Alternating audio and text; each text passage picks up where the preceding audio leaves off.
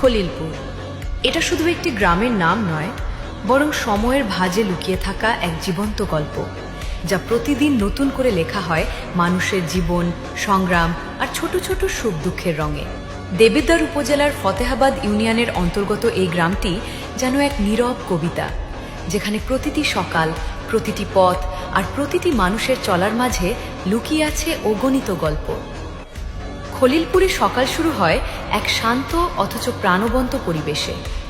সূর্যের আলো যখন গাছের পাতার ফাঁক দিয়ে মাটিতে পড়ে, তখন পুরো গ্রামটা যেন নতুন করে জেগে ওঠে। পাখির ডাক আর মসজিদের আজানের সুর মিলেমিশে তৈরি করে এক প্রশান্ত আবহাওয়া। খলিলপুরের গ্রামের কাঁচা ও আধা পাকা সরু রাস্তাগুলো দিয়ে মানুষ চলাচল শুরু করে। কেউ সাইকেলে, কেউ হেঁটে, আবার কেউ মোটরসাইকেল বা অটোরিকশায় করে যাচ্ছে তাদের কর্মস্থলের দিকে।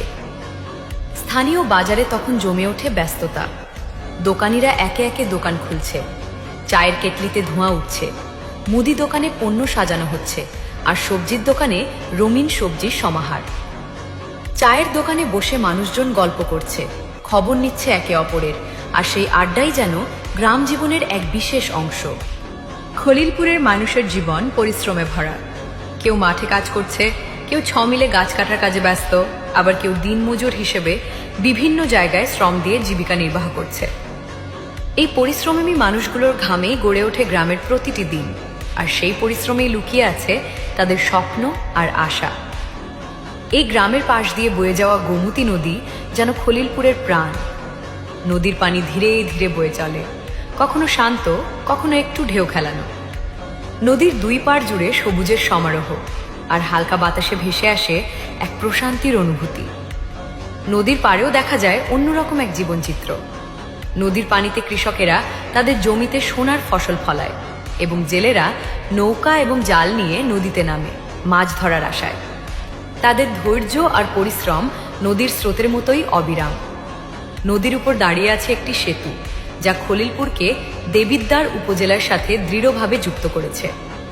এই সেতু শুধু যাতায়াতের মাধ্যম নয়, বরং এটি গ্রামের মানুষের জীবনের একটি গুরুত্বপূর্ণ অংশ। প্রতিদিন অসংখ্য মানুষ এই পথ দিয়ে যাওয়া আসা করে, আর সেতুটি নীরবে সেই সব গল্পের সাক্ষী হয়ে থাকে।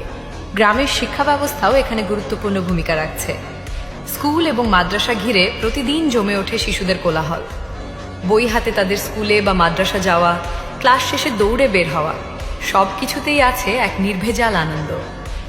স্কুল ছুটির পর মাঠে শুরু হয় শিশুদের খেলাধুলা। কেউ লুকোচুরি খেলছে, কেউ দৌড়াচ্ছে, আবার কেউ বন্ধুদের সাথে মেতে উঠেছে হাসি ঠাট্টায়।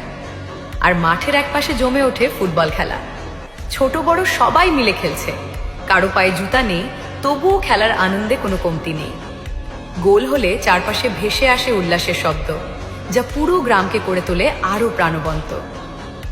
বিকেলের দিকে গ্রামের পরিবেশ সবচেয়ে বেশি প্রাণবন্ত হয়ে ওঠে, আর হালকা বাতাসে ভেসে আসা প্রকৃতির শব্দ সব মিলিয়ে তৈরি হয় এক নির্ভার আনন্দের অনুভূতি।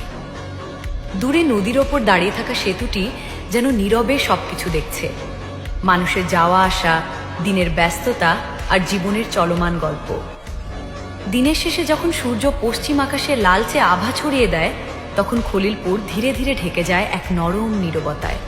রাস্তাঘাট ফাঁকা হতে থাকে, আর মানুষ ফিরে যায় তাদের আপন ঘরে। মসজিদের মিনার থেকে ভেসে আসে আজানের সুর, যা দিনের শেষ টা করে তোলে আরও প্রশান্তিময়, যা শুধু দেখা যায় না, গভীরভাবে অনুভব করা যায়।